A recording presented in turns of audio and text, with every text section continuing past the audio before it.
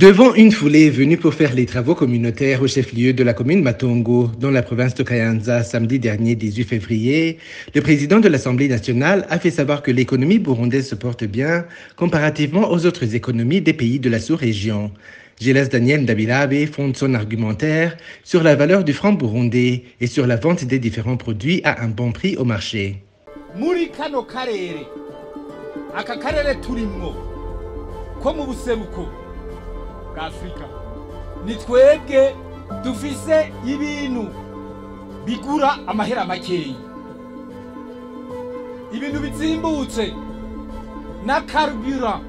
Iyi carburant mubona, barya abantu bazana carburant, iyo basubiye inyuma baca bagenda bagiye bapakiye amatoni ya carburant bagiye gukonsoma iwabo, kuko carburant hano igura makeyi muri kano karere kose. Nivyerekana ko ifaranga y'Uburundi, agaciro k'ifaranga y'Uburundi kari hejuru, sikajya bavuga ngo ifaranga y'Uburundi riri munsi y'ifaranga y'agaciro cy'amafaranga hano muri kano karere. Ntibiba ibyo nivyo abazungu baharura kugira bamwe badufukamye mu ntege, batubuze ico twokora, batwemeza ko turi abakene, kandi ni faranga ry'Uburundi. None wewe urabona ifaranga ry'idolari y'abanyamerika, none na wewe nturya kanyama?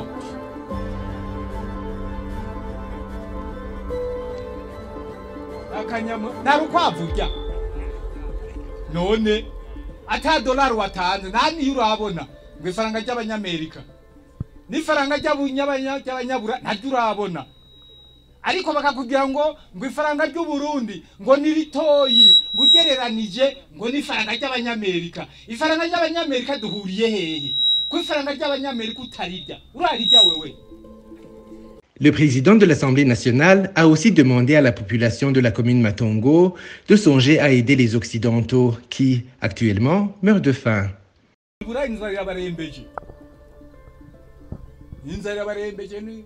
Mufise utwo mwarungikira murabarungikira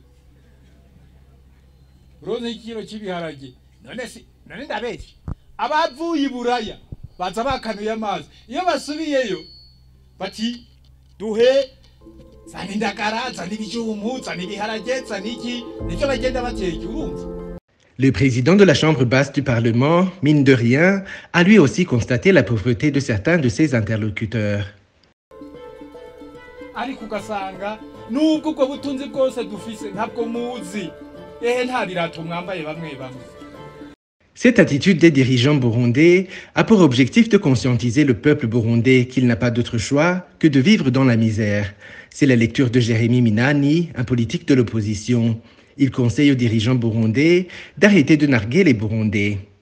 Ndabilabe ntiwovuga ngo ntazi amagorwa abantu bagowe, ntayobewe abanyakayanza amagorwa n'amarira barimwo, ahubwo abivuga kubera ko isa n'imvugo ubutegetsi bw'iki gihe dufise mu Burundi bwatoye bwo kwemeza abarundi yuko aya magorwa barimwo asanzwe, bayategere babane nayo bayemere, ariko suko bigomba kugenda. Ibi avuga byose n'ibinyoma, kandi inyifato mwene ku muntu w'umurongozi ni inyifato yo gutera ivyatsi. Aya majambo ku by'ukuri n'amajambo ateye agahinda, kumva umurongozi avuga yuko ifaranga ry'Uburundi rifise agaciro, kandi igihugu cacu ari igihugu gikenye ku isi, kandi birwa bonyene barasemerera yuko igihugu gikenye amafaranga y'agaciro, mbere bakubahuka bagafata n'ingingo ziteye isoni zo kugira ngo byazana amahera y'agaciro mu Burundi.